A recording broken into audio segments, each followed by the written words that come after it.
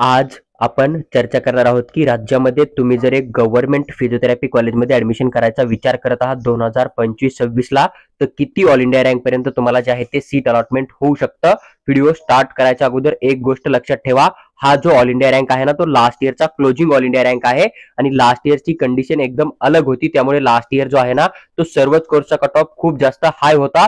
मग तो all India rank असो किंवा आपला नीट स्कोर असो. आता काही जण बोलतील की ऑल इंडिया रँक जो आहे तो दरवर्षी सेमच राहतो, पण एक गोष्ट लक्षात घ्या, लास्ट इयर जे ऑल इंडिया रँक 1 वर होते ना, ते विद्यार्थी किती होते आणि 2025 ला ऑल इंडिया रँक 1 वाले विद्यार्थी किती आहेत, याच्यावरून तुम्हाला एक आयडिया लागून जाईल की ऑल इंडिया रँक नुसार पण 2025-26 ला कट ऑफ जो आहे तो डेफिनेटली खाली येऊन जाणार आहे. तरी पण लास्ट इयरचा जो क्लोजिंग रँक आहे ना, तो रँक जो आहे तो स्ट्रे वॅकन्सी 1, स्ट्रे वॅकन्सी 2 राऊंडचा असतो. तर तुम्ही जर फक्त 4थ्या राऊंड पर्यंत किंवा 5व्या राऊंड पर्यंत गव्हर्नमेंट कॉलेज टाकून काउन्सिलिंग करणार आहे फिजिओथेरपीसाठी, तर तुम्हाला एवढ्या ऑल इंडिया रँक जे आहे ते गव्हर्नमेंट फिजिओथेरपी कॉलेज मिळू शकतं.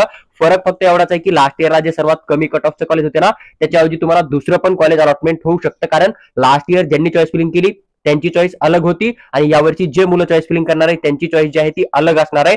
सर्वात अगोदर जर आपण एससी कॅटेगरीचा विचार केला तर जवळपास 8,82,205 ऑल इंडिया रँक लास्ट इयरला अलॉटमेंट झालं होतं आणि लोकमान्य टिळक मेडिकल कॉलेज आहे ना फिजिओथेरपीचं मुंबईमधलं, या ठिकाणी सीट अलॉटमेंट झालं होतं आणि ह्या वर्षी पण 8 लाखापर्यंत जे आहे ते तुम्ही एक्सपेक्टेड ऑल इंडिया रँक घेऊन चलू शकता. पहा, खूप सारे मुलं कन्फ्युजन मध्ये असतात की बीपीटीएस जॉईन करून नीट एक्झाम देऊ 2026 ला, की मग डायरेक्ट फुल ड्रॉप घेऊ, आणि जे जॉईन करून ठेवताय ते डायरेक्ट तिसऱ्या राऊंड मध्ये सीट कॅन्सल करताय आणि मग त्या सीट व्हॅकंट येऊन 4थ्या राऊंड मध्ये कमी स्कोर पण अलॉटमेंट होत आहे. तर काउन्सिलिंगचे काय रूल असतात, त्या रूलमुळे हा जो कट ऑफ आहे तो तुम्ही एक्सपेक्टेड कट ऑफ घेऊन चलू शकता. फक्त जर तुम्ही सीट कॅल्क्युलेट केल्या आणि ऑल इंडिया रँक कॅल्क्युलेट केला तर तुम्हाला कुठल्याही प्रकारे वाटेल की आम्हाला अलॉटमेंट होत नाहीये, पण तुम्ही बाकीचा प्रॅक्टिकली जर विचार केला बाकी गोष्टींचा, तर तुम्हाला पण एक विश्वास बसेल की तुम्हाला एवढ्या रँक पर्यंत पण एक चांगलं कॉलेज जे आहे ते अलॉटमेंट होऊ शकतं फिजिओथेरपी मधून किंवा गव्हर्नमेंट कॉलेज या ठिकाणी मिळायचा चान्स लागू शकतो. नंतर जर आपण एसटी कॅटेगरीचा विचार केला तर जवळपास 8,75,122 पर्यंत तुम्हाला अलॉटमेंट होऊ शकतं आणि जीएमसी नागपूर जे आहे ते सर्वात कमी कट ऑफचं कॉलेज तुम्हाला या ठिकाणी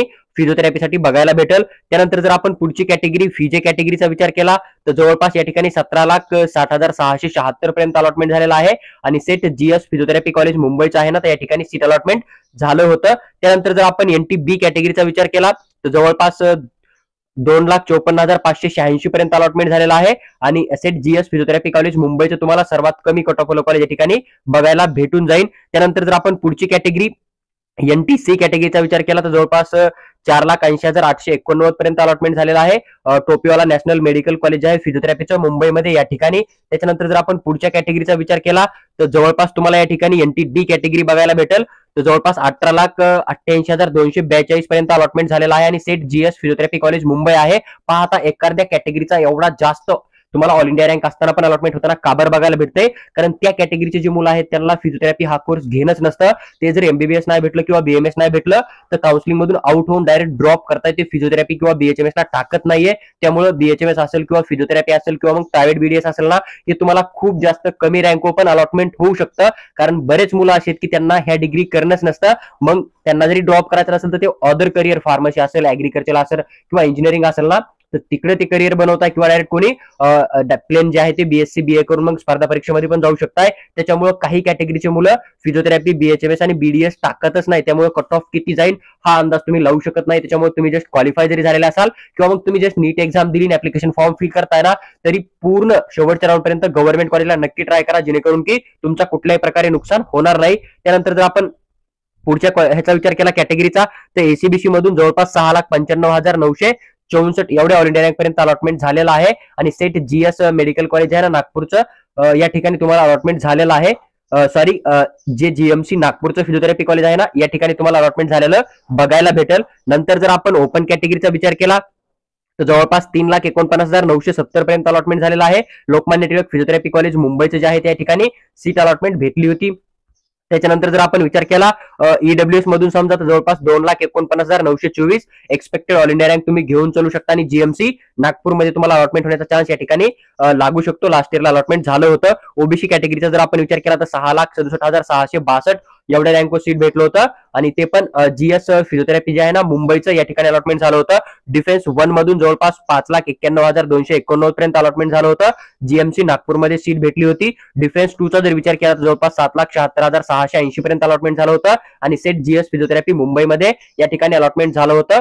बाकी जर डिफेन्स 3चा सीट असेल एखादा आणि जर तो विद्यार्थी नसेलच काउन्सिलिंग मध्ये किंवा तो चॉईस फिलिंगच नाही करणार गव्हर्नमेंट कॉलेजला फिजिओथेरपीसाठी, तर तुम्हाला खूप कमी स्कोर पण अलॉटमेंट होऊ शकतं. फिजिकल हँडिकॅप मधून तुम्ही फक्त नीट एक्झाम क्वालिफाय जरी झाले असाल तरी तुम्हाला एक गव्हर्नमेंट एमबीबीएस कॉलेज स्टेटमध्ये किंवा ऑल इंडिया कोट्यामधून 100% मिळून जातं. आणि महाराष्ट्र कर्नाटक बॉर्डरच्या फिजिओथेरपीच्या गव्हर्नमेंट कॉलेजमध्ये कुठल्याही प्रकारे सीट रिझर्वेशन नसतं. ही गोष्ट तुम्ही लक्षात घेऊ शकता. तर पहा, हा जो कट ऑफ आहे तो एक्सपेक्टेड कट ऑफ आहे. तुम्ही शेवटपर्यंत जो आहे तो गव्हर्नमेंट कॉलेजला ट्राय करा, 4th राऊंड पर्यंत मिनिमम, जेणेकरून की तुमचं कुठल्याही प्रकारे नुकसान होणार नाही आणि यापेक्षा कमी रँक पण तुम्हाला अलॉटमेंट होऊ शकतं. त्यामुळे तुम्ही जस्ट काउन्सिलिंग मध्ये भाग घेतला असेल तर 4थ्या राऊंड पर्यंत डेफिनेटली गव्हर्नमेंट कॉलेजचा वेट करा, जेणेकरून की तुम्हाला कट ऑफ जर कमी गेला तरी अलॉटमेंट होऊ शकतं. बाकी जर एवढा रँक असेल तर तुम्हाला एक 3rd किंवा 4th राऊंड पर्यंत सीट अलॉटमेंट होण्याचा चान्स लागू शकतो.